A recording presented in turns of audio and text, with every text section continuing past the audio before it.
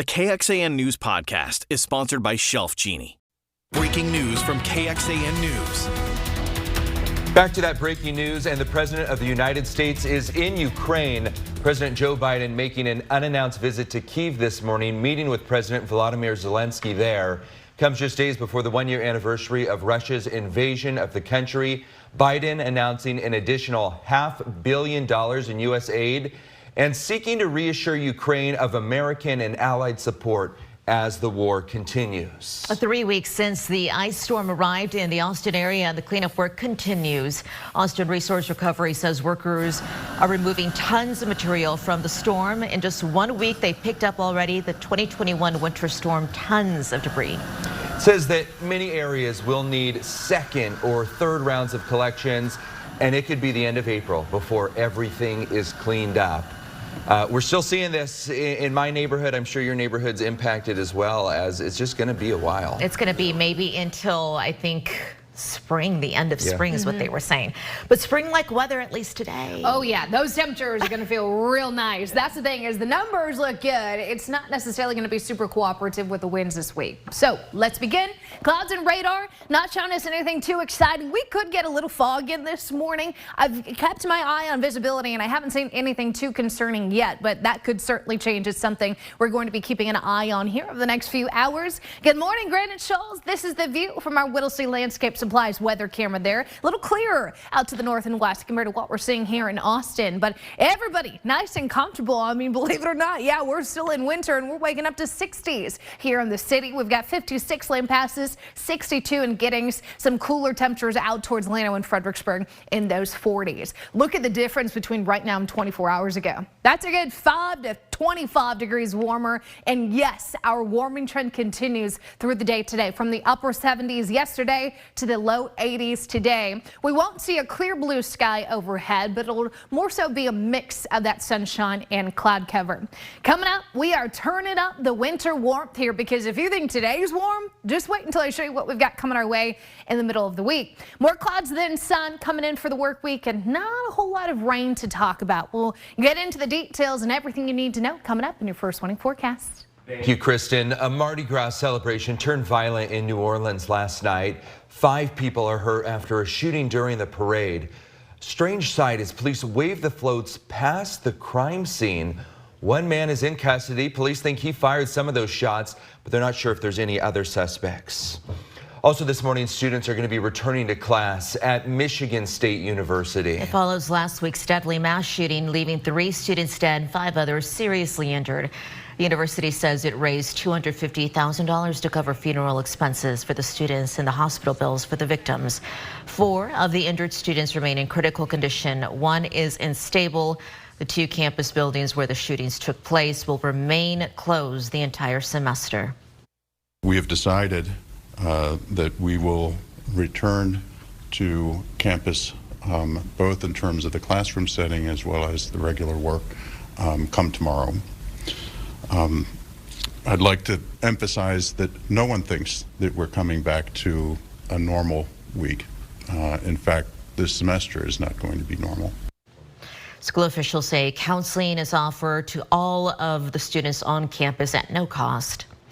Former President Jimmy Carter remains at home this morning under hospice care. The Carter Center, an organization under his name, says the 98-year-old decided to spend his remaining time at home with family after a series of short hospital stays.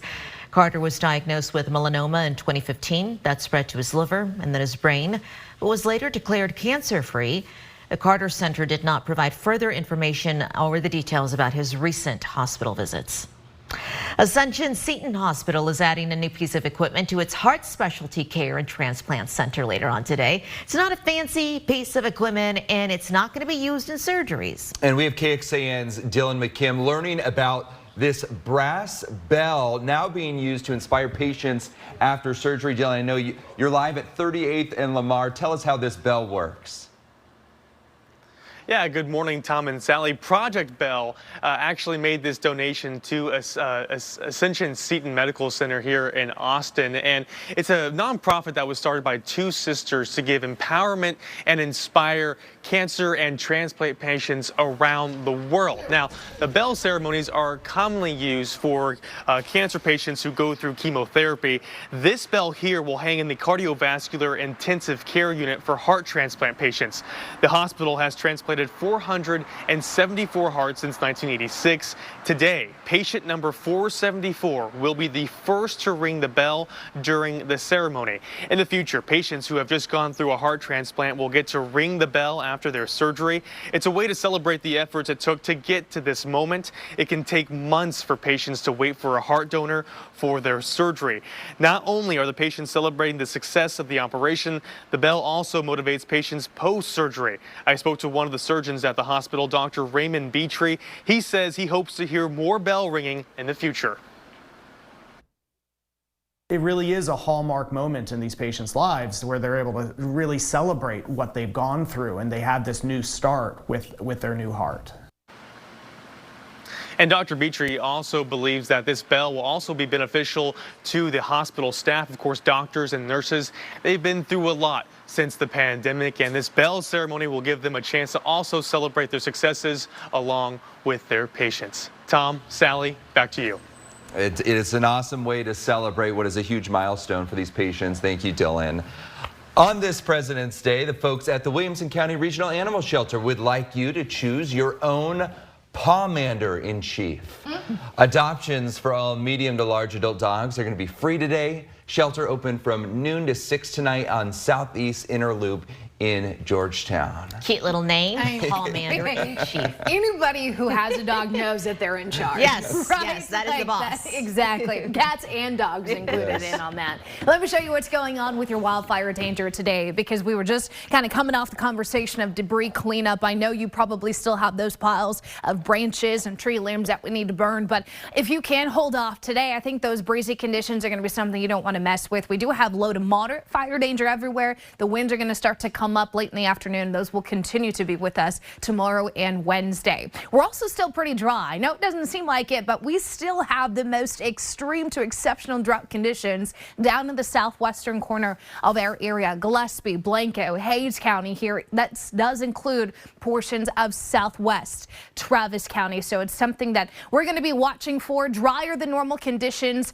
expected over the next, I would say, week, if not 2 weeks. I don't have a whole lot of rain to tell you about in this week's forecast, but the drier than normal conditions will be with us, it looks like, as we get into next week too. So this would put us through this first couple of days of March, and then warmer than normal conditions more likely than not too. This for sure starts this week. How do I know that? I'm just giving you a little sneak peek of that 7-day forecast. Look at how many days we've got in the 80s. We'll fill you in on what our lows look like too. That's coming up in your first warning forecast. Thank you, Kristen. Coming up, why the Better Business Bureau is warning people about a Texas-based company and what it's found so far in their investigation. And we're talking more about your March forecast. What will next month look like? Some new month-long outlooks to show you coming up. This KXAN News podcast is brought to you by Shelf Genie. I'm Rosie Newberry from KXAN Studio 512. Considering replacing your kitchen cabinets? Struggling to find or reach things? Go to shelfgenie.com/Austin. Shelf Genie designs custom pull-out shelves for your existing cabinets, adding convenience and value to the most used room in your home. Shelf Genie custom pull-out shelves, everything in reach. Good morning. It is 5:12 on this Monday, and a live look outside from our Ewalt Kubota camera in Georgetown. Traffic moving along pretty easily there on I-35 this early. Better Business Bureau warning people about a Texas-based company. The agency is investigating My Tech Best Friend. This offers virtual training for jobs in the tech industry. Yeah, the BBB giving that company an F rating and says students have lost between $2,000 and $5,000. Consumers are telling us it's difficult to work alongside this company to get refunds, to get work, or to get the services that were promised from this company. Now, we checked and found the program is not registered to operate even in Texas. The Workforce Commission issued a notice in November and says in a call, the company told the agency that they do seek a license, but hasn't yet done so. MyTech CEO telling KXAN the company is working with the BBB to resolve complaints and with the TWC to get in compliance. The CEO says she issued refunds for most complaints. And the BBB says virtual tech boot camp training increased during the pandemic, and that led to an increase in complaints against them. Going in depth, the agency said many times the company shut down and rebrand using the same tactics under a different name. Here's what you should know about that, though. Carefully read the fine print of your course contracts. Those can include causes making it difficult to get refunds. Most importantly, vet that school. Make sure they're licensed. It says your best bet is going through an accredited college or university. Austin Community College telling KXAN it ensures the school is adhering to a set of standards. Before you sign up, look around. Don't just sign up for the first program that you see. Look around, see who else is offering it. What is their track record? Can they tell you about placement rates? Can they tell you about, how well did students do in the job? ACC offers boot camp style classes, meaning that they're fast track courses.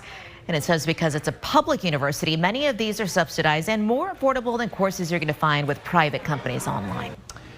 With flavors like chicken and waffles, macaroni and cheese, and banana pudding, Soul Pop Popcorn built a lot of loyal customers, and maybe it's making you hungry right now. As part of our Black History Month coverage, KXAN's Jayla Washington introduces us to the woman who started this thriving business from nothing. Soul Popped, it's just as it sounds. It's the kind of popcorn some might argue can only be made with what's deep inside the person who's making it.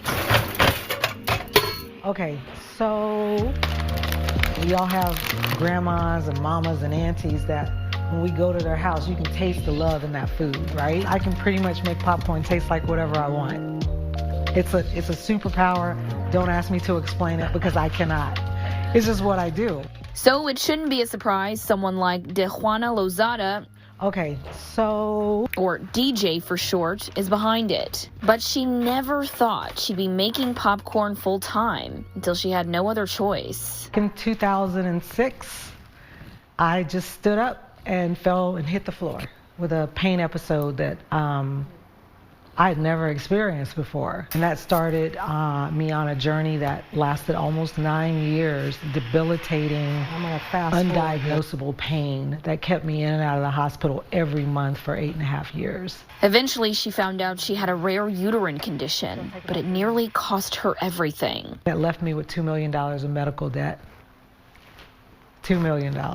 So, with 2 kids to take care of, she did what she had to do. In my late 40s, I found myself starting over from scratch. From scratch? My product was born out of pain. And she did it with literally just $53 to her name. I took half of it and I bought popcorn seed and coconut oil. And I knew that that was something that I could make quickly and I could turn and make a profit with it quickly. It was just a God-given message. Go get up and go make your popcorn. And here I am on the side of the road selling popcorn out of an $80,000 SUV. She felt she had nothing to lose. There's power in not having anything to lose.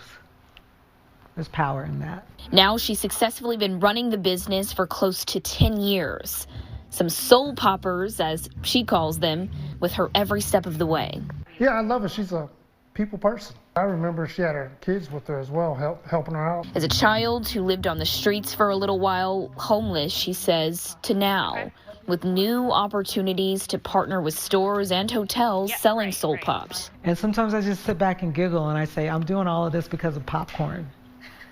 Yeah, it's crazy. Soul Popped, DJ never plans to stop because truly she feels like this is her destiny. When you think popcorn, I want it to be synonymous with Soul Popped. Jayla Washington, KXAN News.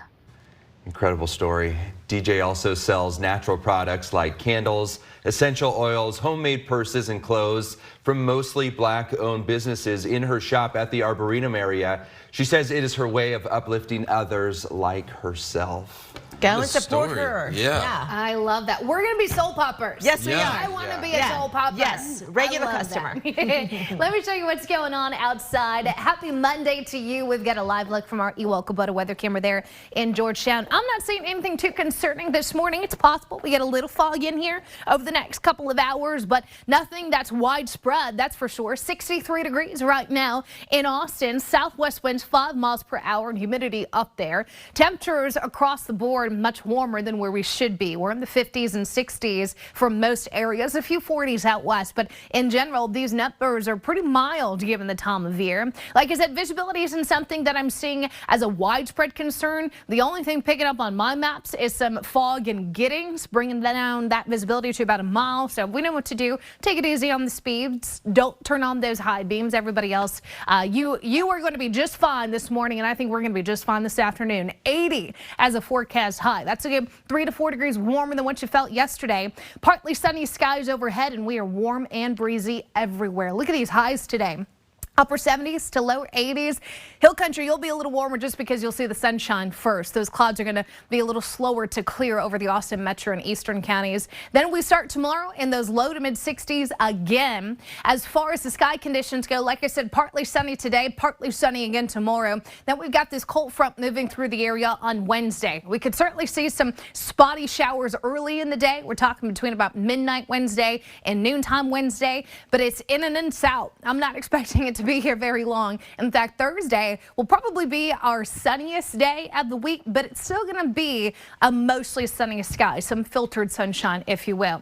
Then the clouds and even a little bit of rain comes back Friday into Saturday. How much rain are we talking about? Not a whole lot. About 1/10 of an inch to 1/4 of an inch between now and the end of this weekend. So there's going to be a lot more wind and a lot more warmth compared to the rain chances we've got in this week's forecast. 70, 80, breezy, mix of sunny clouds today. Tomorrow we add another 5 degrees, gives us those mid 80s, and then the upper 80s on Wednesday with that rain chance again in the morning. I think the strong winds are going to come in behind that cold front, and the winds will actually be here Thursday, Friday, Saturday too. It's going to be a breezy week, y'all, but the temperatures aren't going to crater behind that front. We're still in the 70s Thursday, Friday. It's right back to the 80s we go Saturday and Sunday. And look at those lows. We are not even getting close to freezing over the next 6 to 7 days. A nice and unseasonably warm week ahead. Let's get a check now on the roads this morning with Sean.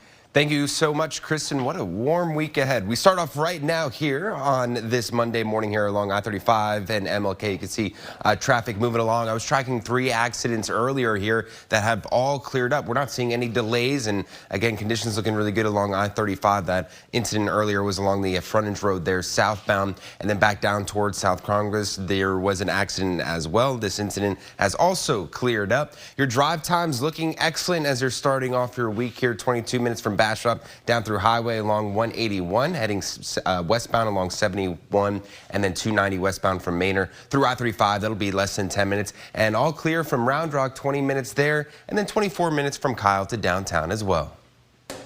Thank you, Sean. Austin police may be making some more arrests after breaking up several street races this weekend. The latest on what happened next. Good morning. It is 5:25 on this Monday morning. A live look outside. It's going to be warming up here in the next couple of days. We're now a little more than a week away from the start of March. Kristen, you're starting to get a better idea of how our spring could be looking. Yeah, we've got our March outlooks, our first month of spring that I want to kind of show you what the forecast is showing us. Because in a normal March, we typically see upper 60s warming to the upper 70s in the afternoon, and those lows around March 1st at 49, warming into the mid 50s by the end of March. It's not typically a month where we see a whole lot of rain, maybe our 6th wettest in a normal year when we pick up just shy of 3 inches. But this year, year's March. According to the Climate Prediction Center, favored to be warmer than normal. And I'll tell you what, that first week of March looks warmer than normal, just giving our 2-week outlooks a peek. And as far as the precipitation goes, the precipitation pattern is drier than normal. So this is going to be something we're going to be keeping an eye on, because we do know typically severe weather season starts to ramp up in March. Now, does this give us any idea of how extreme our severe weather season will be? No, not by any stretch of the imagination, but it is something that we're always on guard for, no matter what day, what time of year it is.